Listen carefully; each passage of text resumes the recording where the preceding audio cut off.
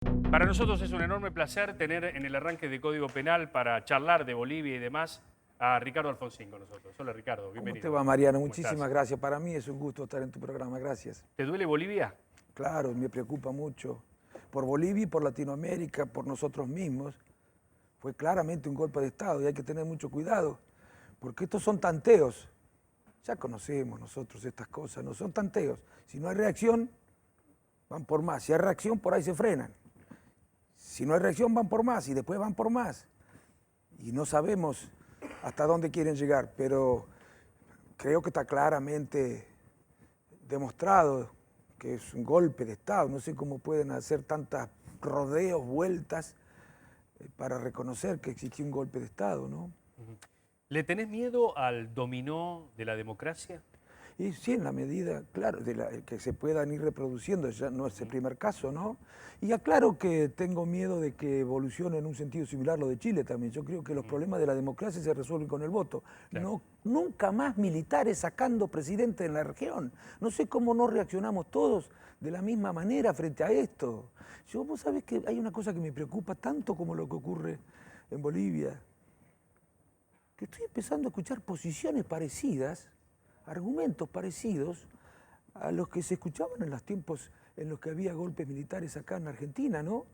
Bueno, es un mal, pero un mal necesario, y a veces tan necesario que de mal tiene poco. Igual algo habrá hecho. Venían, claro, venían, la verdad que había que hacer algo porque pero por Dios, no hemos aprendido todavía el horror que puede provenir si estos fenómenos se extienden y son aceptados.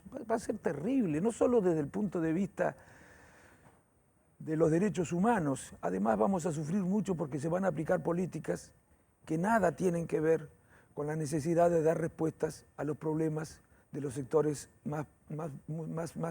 que más están sufriendo en la sociedad. ¿Por qué pensás que Mauricio Macri le costó reconocer, o por lo menos no quiso reconocer que se trataba de un golpe de Estado y se focalizó en las causas, en todo lo que había pasado con Evo Morales? Sí, en primer lugar quiero decir una cosa. Eso del fraude, que dan todos por sentado, yo no puedo opinar. Yo no vivo en Bolivia, ni conozco las circunstancias exactamente. Lees un diario y te dice que la OEA no dijo que había habido fraude, dijo que había habido algunas irregularidades, pero que no estaba en condiciones de determinar su magnitud ni si efectivamente había esto modificado el resultado, evitando que sea necesaria otra segunda vuelta. En segundo lugar, el presidente Morales, luego de ser desautorizado, luego de que las Fuerzas Armadas desconocieran su autoridad, eso es un golpe de Estado. ¿Vos te imaginás cómo fue esa conversación? Le debe haber preguntado, pero vos me estás acompañando, me decís que el ejército no me acompaña más.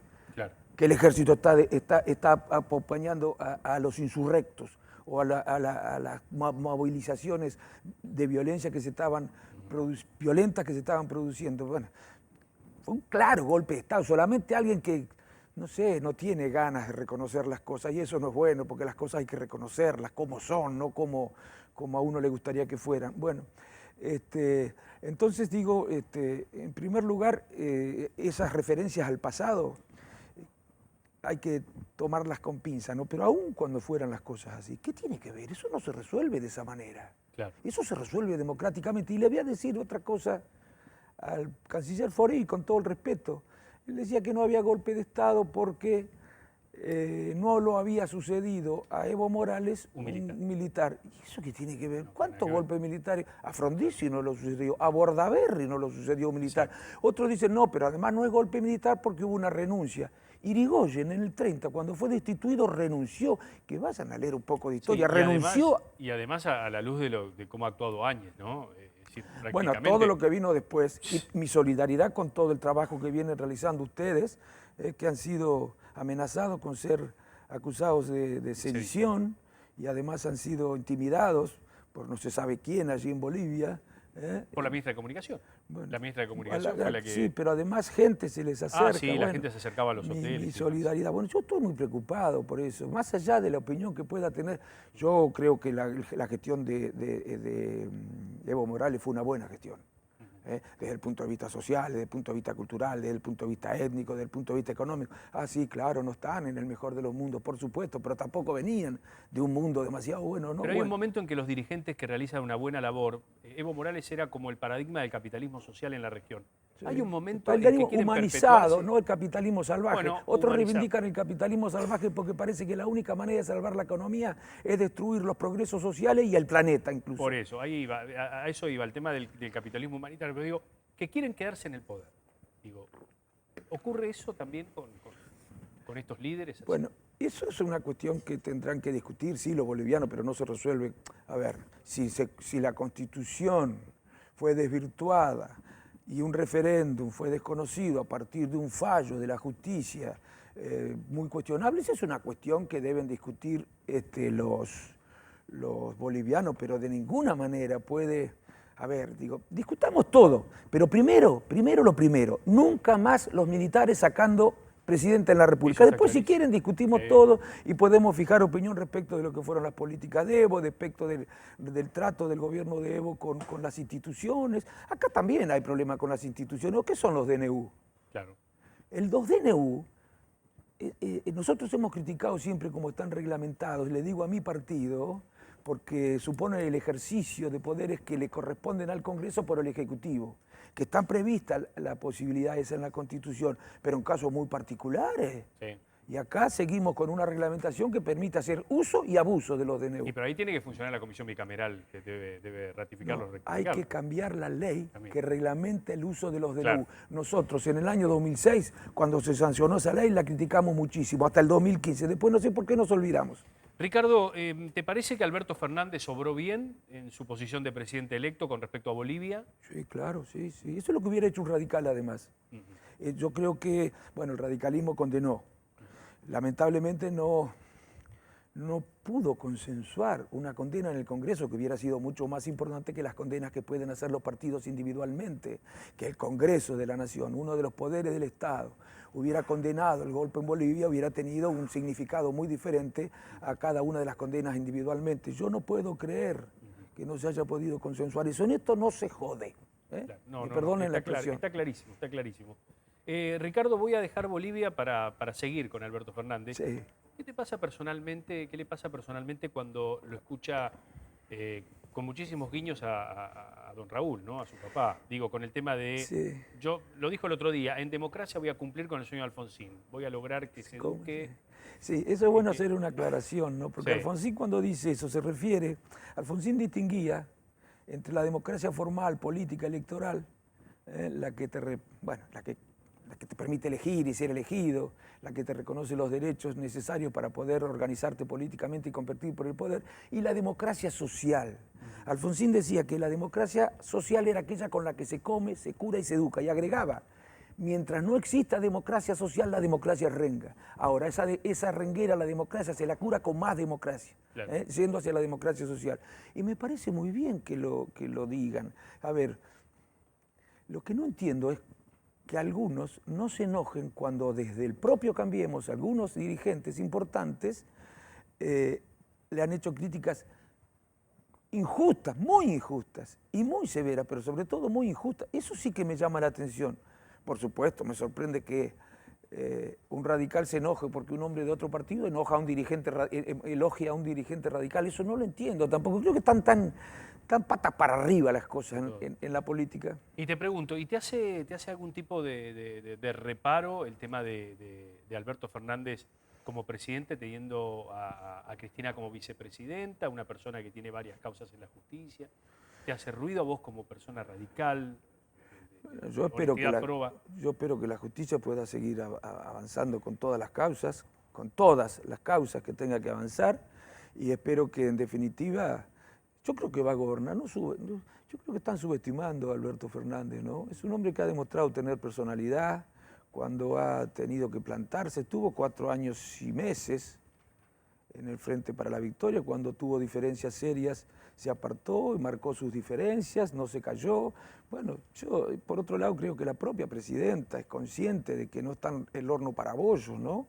Y que tenemos que colaborar todos, en la oposición y el oficialismo tienen que tratar de colaborar para recuperar por lo menos. Yo no te digo que los problemas se van a poder resolver de la noche a la mañana. El que diga eso no dice la verdad. Requiere tiempo. Ahora, que la sociedad recupere su esperanza en un horizonte compensador depende de las políticas. Si la sociedad ve que el barco cambia de rumbo, bueno, seguramente comprenderá también que vamos a ir haciendo escalas en puertos en los que paulatinamente se irá mejorando la situación. Bueno, y el viaje hacia una Argentina, a una sociedad justa, equilibrada, con igualdad en serio, no termina nunca. Este fin de semana el gran tema ha sido el tema de las preventivas, ¿no? Sí, a partir de lo que va a ser publicado en el boletín oficial, a partir de lo que dijo el Papa Francisco, ¿no? El tema del lawfare y la persecución. Sí. ¿Hay presos que están mal detenidos en Argentina? La prisión preventiva en la Argentina se aplica a partir de la discrecionalidad de la justicia porque el Código Procesal Penal no contiene pautas objetivas que limiten la discrecionalidad de los jueces. Y creo que sí, pero no lo digo yo solamente porque alguien puede creer que lo digo porque adhiero a una concepción de la justicia, bueno, que algunos califican como progresista o no sé qué. Lo decían en el PRO. Yo estaba en las comisiones cuando discutían y afirmaban algunos de ellos, por ejemplo, Daniel Lipovetsky también. En este sentido debemos reconocer que se ha manejado en algunos casos, por lo menos, bueno, supongo que en todos, pero en estos casos con mucha autonomía, sabiendo que se colocaba en un lugar difícil, decía que era necesario modificar la ley procesal para el uso de las prisiones preventivas, porque es un instituto muy severo, ¿no? Que se usa sin que se sepa si la persona es culpable o no, privar de la libertad. Que hay peor que eso, matarte, qué sé yo, ¿no? Ahora, vos reconocés que hay una percepción de un 40 y pico por ciento de la sociedad que no quiere a los políticos relacionados con causas de corrupción. Ah, sí, claro. Bueno, pero cuidado porque esperemos que diga la justicia, porque si no estamos expuestos a lo que digan, no sé, lo que escuchan en los medios, ¿no? Bueno, que quiera quedar bien con la sociedad, que diga las cosas que la sociedad quiere oír. Yo les digo lo que creo. Nosotros tenemos que desear que la justicia opere, actúe solamente condicionada por los hechos y el derecho, porque si no vamos a sufrir problemas todos. ¿Qué te parece esto de la mesa del hambre, ¿no? Convocar a varios actores de la sociedad, fuerzas vivas, desde Tinelli hasta sindicalistas? Me hubiera gustado que lo hiciera este gobierno y que mi partido se lo propusiera. Lamentablemente no se lo propuso. Mi partido está discutiendo qué tipo de oposición va a ser y ha dicho que va a ser una oposición seria y responsable. ¿Y eso qué quiere decir? No quiere decir mucho. Todo el mundo, me imagino, quiere hacer una oposición seria y responsable. Pero poder hacer una oposición seria y responsable desde la derecha, desde la izquierda, desde el centro, desde distintas concepciones ideológicas. Lo que debería decir la Unión Cívica Radical es si en el ejercicio de esa oposición seria y responsable, y se lo digo a la audiencia, va a defender las ideas que defendió durante estos 4 años, las que aplicó el PRO, o va a defender las ideas de la Unión Cívica Radical. Y de paso que discutiéramos si entre el PRO y nosotros existen coincidencias programáticas importantes, porque si no se discuten estas cosas, la sensación que tengo y que puede tener la gente es que a los partidos políticos las ideas no les importan un pito, que lo único que les importa es conservar determinadas armados electorales para acceder a cargos. ¿Y las ideas? Las ideas que son, ¿qué políticas van a aplicar? ¿Cuáles cosas se van a priorizar? ¿Cuáles son los proyectos de país? ¿Qué rol va a cumplir la política en la economía? ¿Qué rol va a cumplir el Estado con relación a la economía y los recursos naturales? En fin, un montón de cosas. ¿Qué idea tienen acerca del sistema tributario? ¿Qué idea tienen acerca de lo que deben ser el sistema de seguridad social? Algunos están planteando que es necesario transformarlo en un sistema de capitalización. Cuidado si avanzan en esa dirección. Ya cometimos el error en los 90. Bueno, cometimos el error, el partido se quedó opuso. El tendal. De hecho, hasta el día de hoy tenés gente que cobra pensiones irrisorias. Sí, y en el mundo, después cuando se produjo la crisis financiera, muchísimos de esos que habían elegido el sistema de capitalización en otro país del mundo nunca cobraron porque los fondos de inversión o las instituciones financieras que administraban esos recursos de los jubilados, que son miles de millones de dólares, por eso quieren administrar el sector financiero, es un negocio bárbaro para ellos. Bueno, muchísimos de esos no cobraron porque quebraron esas empresas. Ricardo, ¿le gustaría participar de este gobierno? ¿Le han ofrecido algún cargo? No, Se habla de la Oficina Anticorrupción, ¿puede ser? No me han ofrecido nada. Yo tengo una buena relación con Alberto, tengo una buena relación con la gente del Frente de Todos, con muchos de ellos, con Axel Kicillof, así como tenía buena relación con el PRO y con mi partido, porque yo creo la política es correlación de fuerza, la política democrática. Y nunca uno tiene para todas las cuestiones las fuerzas, la correlación de fuerza a su favor. Entonces hay que negociar, hay que dialogar.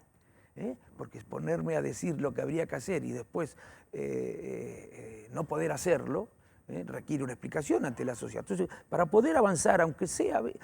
A ver, porque los consensos, en realidad yo debería decir otra cosa. Yo creo que la política, frente a determinados problemas que hacen sufrir mucho a la gente y que no son de fácil resolución, debe apelar a las soluciones de compromiso, que solo se hacen posibles si hay diálogo. Las soluciones de compromiso son las que cada uno cede un poco, pero se va avanzando. Esas concesiones que se hacen es en nombre de avanzar en una dirección que es la correcta. ¿En qué le erró Macri? Porque en algún momento quiso defender por lo menos esas cuestiones progresistas de inclusión, como fue la asignación por hijo, el tema de los planes inclusive se aumentaron.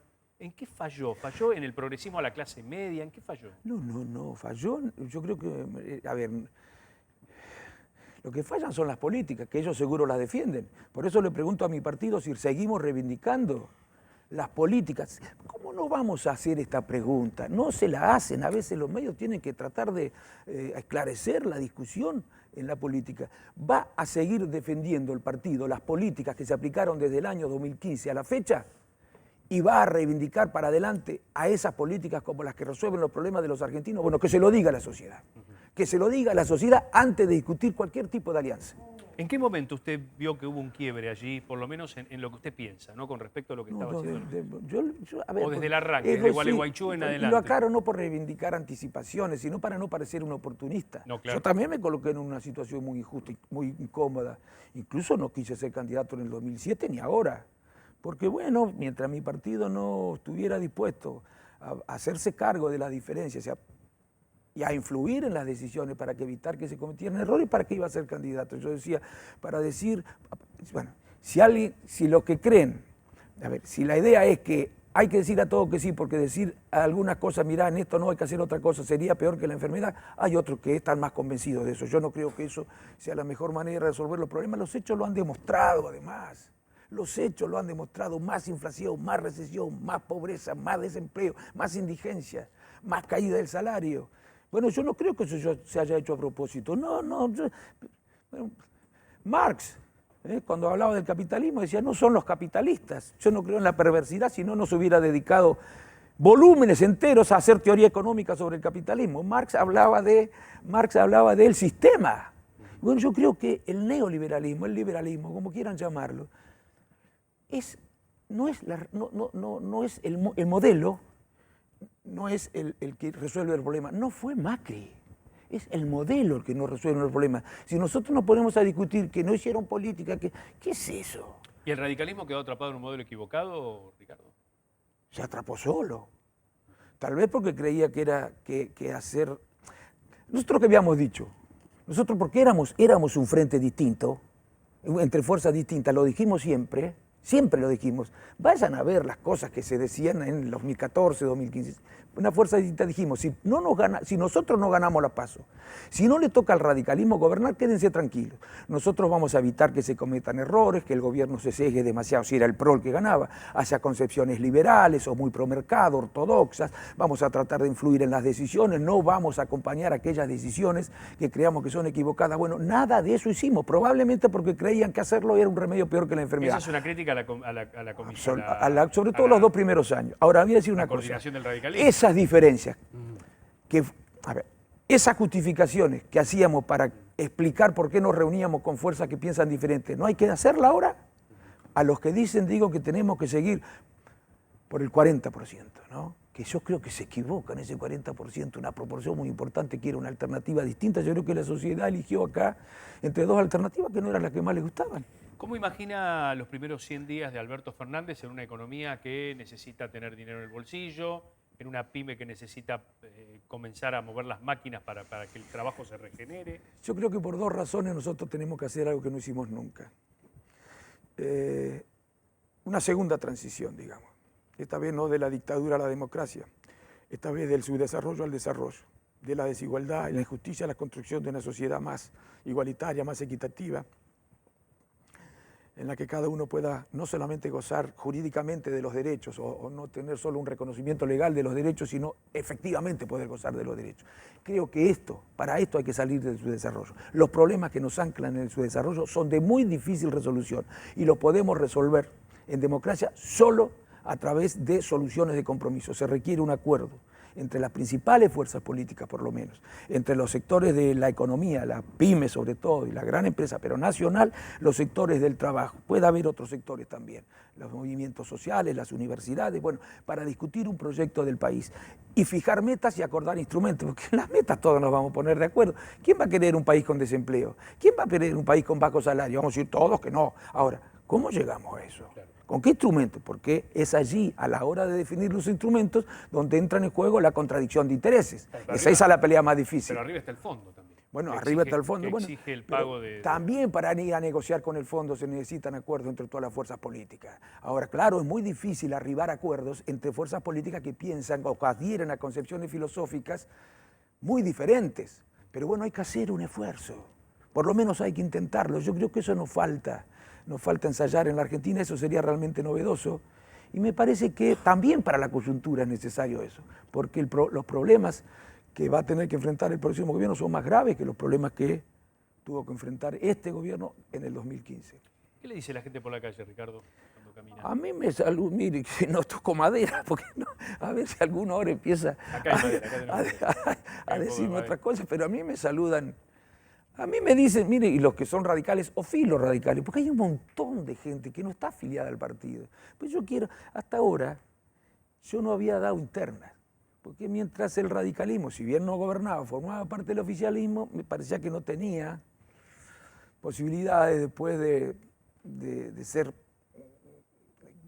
producir algún cambio, el hecho de que yo fuera a dar una interna en un cargo electivo.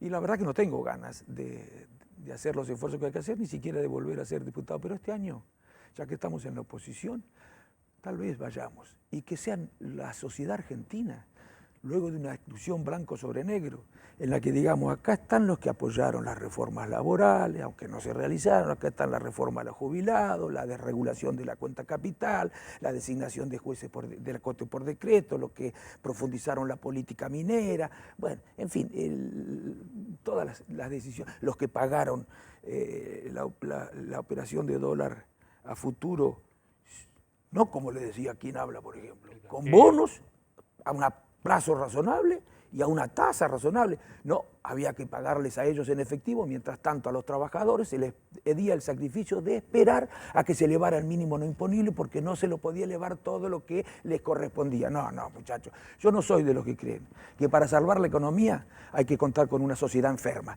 No creo eso de que hablan una economía sana, con déficit fiscal, sin inflación, estabilidad monetaria, etcétera, etcétera, pero una sociedad con desempleo, una sociedad con salarios que no alcanzan, una sociedad con jubilados que padecen. ¿Eso qué?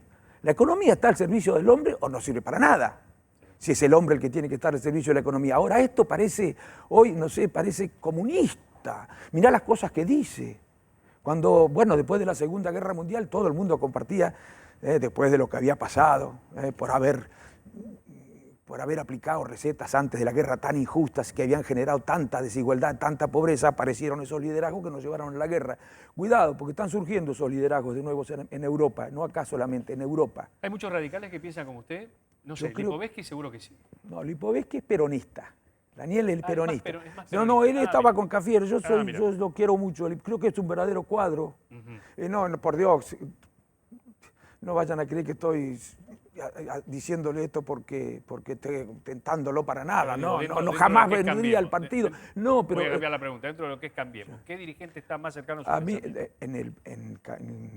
En el PRO, sí. Bueno, yo tengo más coincidencias con Daniel Lipovetsky, con Monzó, los que han tenido casualmente diferencias hacia dentro del PRO, porque el PRO tampoco es tan homogéneo. Ahora, yo digo, el Cambiemos es una reunión entre partido de centro-derecha y partido de centro-izquierda.